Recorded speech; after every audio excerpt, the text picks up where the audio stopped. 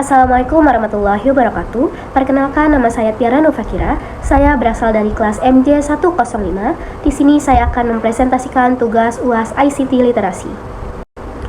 Berkat perkembangan teknologi yang semakin pesat dan canggih, teknologi sangat berpengaruh terhadap segala bidang, termasuk dalam bidang bisnis. Salah satunya platform e-commerce yang dapat mendorong kemajuan bisnis digital Indonesia saat ini. Kita pasti sudah tidak asing dengan penjualan online, bahkan mungkin sering melakukan pembelian atau penjualan secara online.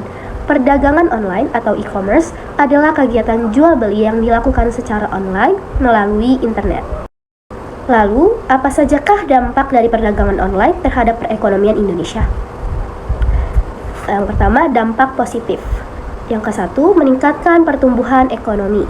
Dalam laman resmi Kominfo disebutkan bahwa dalam studi berjudul Ekonomi SEA 2022, nilai ekonomi digital Indonesia diprediksi akan mencapai USD 77 miliar pada 2022. Angka tersebut merefleksikan pertumbuhan 22% secara tahunan. Yang kedua, meningkatkan akses pasar bagi pelaku usaha kecil dan menengah. E-commerce memberikan akses pasar yang lebih luas bagi pelaku usaha kecil dan menengah untuk memasarkan produk mereka. Namun, e-commerce juga memiliki dampak negatif tentunya, antara lain seperti yang pertama, meningkatkan perilaku konsumtif yang berlebihan. Belanja online dapat memicu perilaku konsumtif, terutama pada kalangan muda. Hal ini dapat menyebabkan pengeluaran yang tidak terkontrol dan berdampak negatif pada keuangan individu.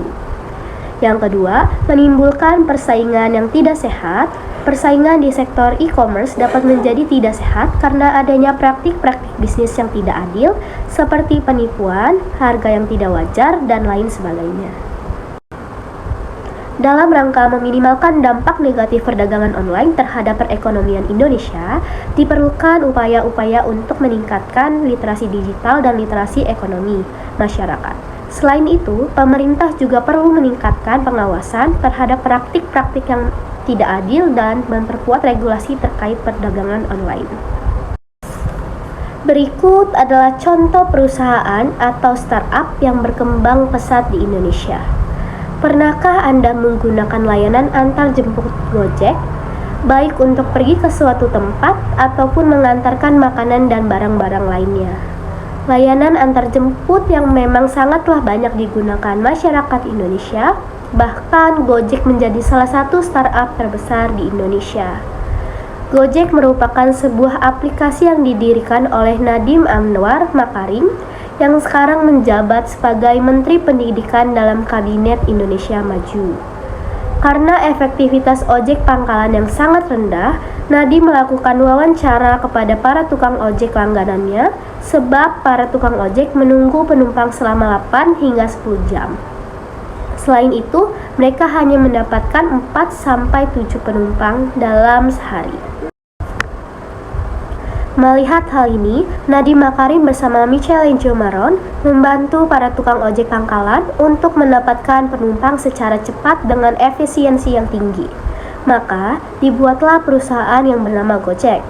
Dengan semakin banyaknya pengguna Gojek, Nadiem Makarim mendapat tawaran investasi dari NSI Ventures. Pada tanggal 7 Januari 2015, muncullah aplikasi bernama Gojek yang bisa diunduh di platform Android dan iOS, menggantikan peranan call center.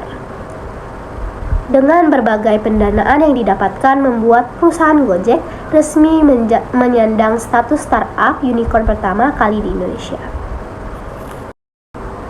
Sekian presentasi dari saya ucapkan terima kasih. Wassalamualaikum warahmatullahi wabarakatuh.